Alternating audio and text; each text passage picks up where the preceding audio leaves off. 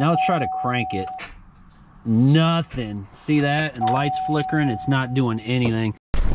Hit the subscribe button. Smash that like button. Each video, dislike it if you choose. Unsubscribe if you want. Whatever. You're here. We appreciate it. Just watch the video. Put a comment down below on what you like or want to see different next time. But just take the time to enjoy this day. Super grateful as always. You guys keep being awesome. Keep being amazing. And keep influencing the world. What's going on, guys? Welcome back to the channel.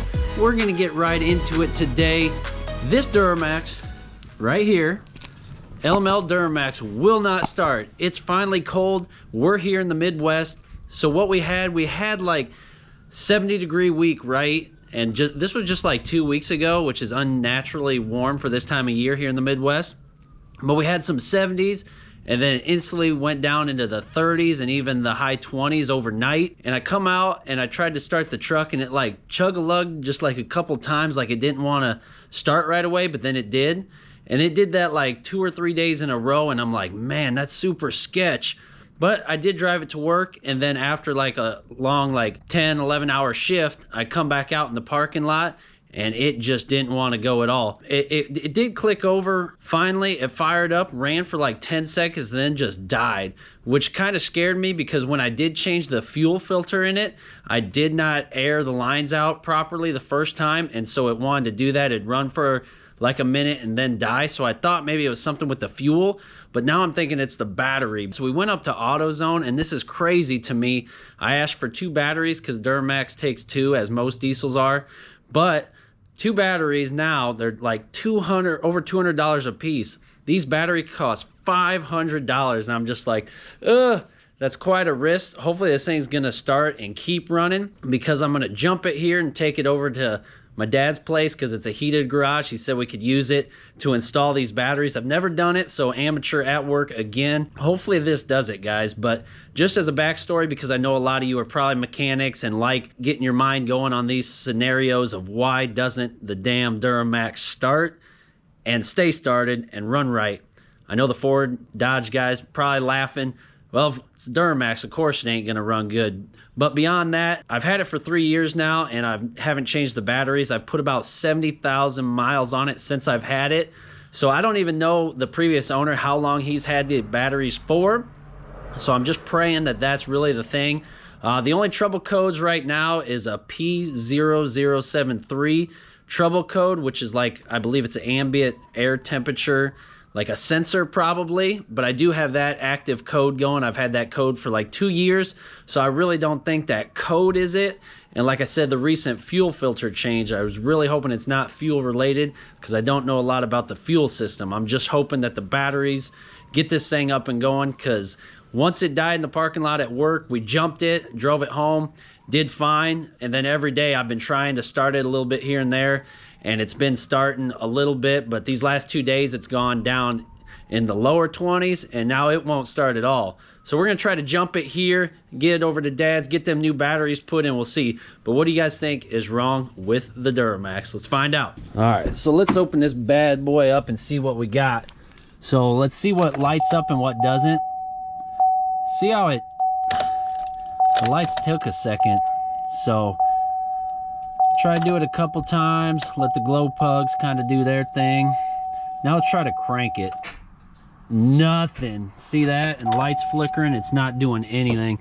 So let's jump it real quick and try to get it running. On a side note, guys, this is YouTube, so today's video has been sponsored by Yard Sale Jumper Cables. Visit your local yard sale for about $5. You can get you some fine jumper cables here to jump the Jeep to the Duramax. But the problem is this damn lawnmower is in the way. We're gonna have to move this out because this isn't gonna reach from there to there. Let's move it on over. Time-lapse mode, let's go.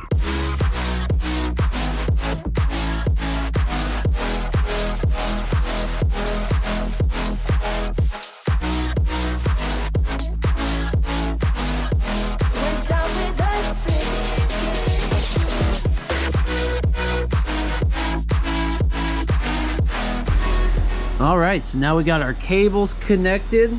Jeep is running, but I just wanted to point this out real quick. You guys probably have Jeeps and know this, but Look, they have like external battery posts, like you don't even have to attach to the actual battery.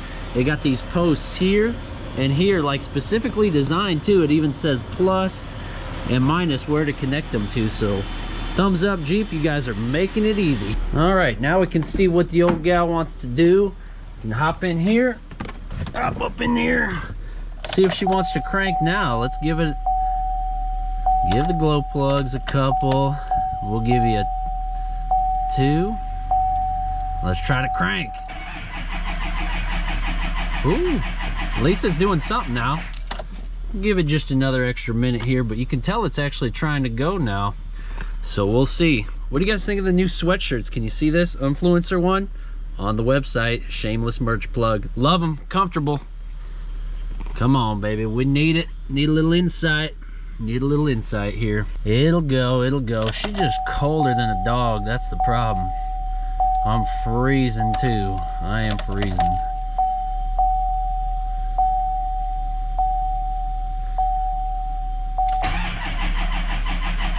Come on, baby. Flicker, flicker, flicker. Oh. Yo! But will it stay going? This is the thing. Will it stay or not? She finally cranked. Rolling. That part job too.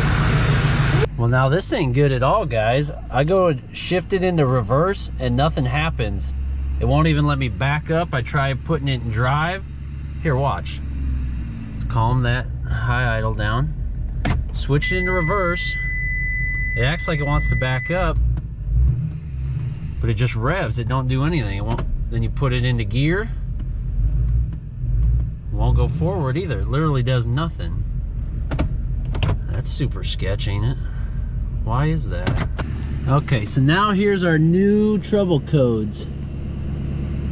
Quite a long list. So I wonder if maybe it's just because the battery was dead, maybe if it's throwing all these codes.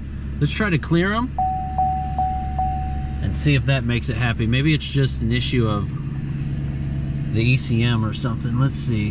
TCM, I'm sorry. Whatever they are, all these different names. Okay, now let's idle it down. No codes on the dash. Reverse. And there it goes. Okay. That was super sketchy. I'm gonna go back and review this footage and pull up all those things. But man, that was super scary. Truck wouldn't move at all. And on the road over to Jeep Pa's house, and it is running smooth. So that leads me to believe that the alternator's probably not the problem, right? Because we would be losing power and not even driving if the alternator was bad. It's just got to be these batteries, because now the battery gauge shows over half now, and it was like barely over the 9 on the left hand side. So you know that battery was for sure dead. Let's just hope that's all it was. And I bet it threw all those codes because all the lights were flickering, and hopefully it just went into like some sort of limp mode, because as you'll notice, no lights have popped back on. We've been on the road for about 10 minutes now and no lights have popped on. So should be okay. Let's just get these batteries swapped out and rest assured.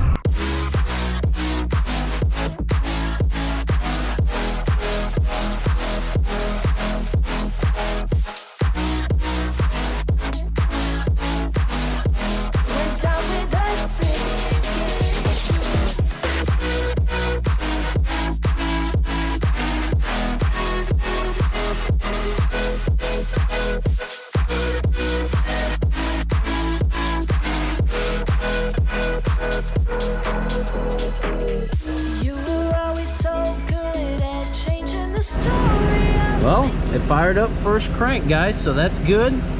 Now I'm just gonna give it a minute here. Looks like the battery monitor is a lot higher than it was. I'm just waiting to see if we get any trouble codes. Looks like I gotta reset this. GM Chevy, ignition key is on, yes. Make sure it comes on. No lights on the dash yet, so we might have got it, guys. But again, the key is if this works, we got to make sure that it stays working, not just this one fire. So we're gonna have to do a couple runs, couple days, and let you guys know what happens here. We'll see. And there you have it, guys. Truck is running now, up and going good. The install, I bet that took us about an hour. Actually, on the left-hand side of the engine bay, when we took that brace off, we didn't actually need to, but on the right side, we definitely had to get that battery out of there. That was probably the hardest bit, was taking all the cables apart, swaying the crossbars over, and then lifting the batteries out. Other than that, it was pretty easy. Really just needed like a 10 mil, a 13 mil, and it was super easy. Just some extensions, but I don't know, guys. Doing that in the parking lot probably would have sucked pretty bad. So I'm glad we're in a warm garage with the right tools, with some help, and it really wasn't a bad project at all. All things said and done, I feel good about it, but we will see in the upcoming days and weeks how this holds up. If we get more engine codes, probably that one DTC will come back with the ambient air temp. But as long as we don't get any other codes and we don't get any chug-a-lugging and the truck fires right up, we'll probably call it good for now. But let me know, guys, what trouble you guys encounter in the winter with your trucks, cars, whatever, getting things to start, or what preventative maintenance do you perform to ensure things are always gonna fire when you need them to the most. Let me know the tricks, tips, secrets, etc. Get ready for the winter. Hope you guys are staying warm. I'm gonna dive over here to this gym and get some workout in, get a pump going, because it is cold out here in the shop. But I will make sure to update you guys. Stay tuned, subscribe to the channel, and stay tuned for more good things. I'll see you guys in the next one. Peace.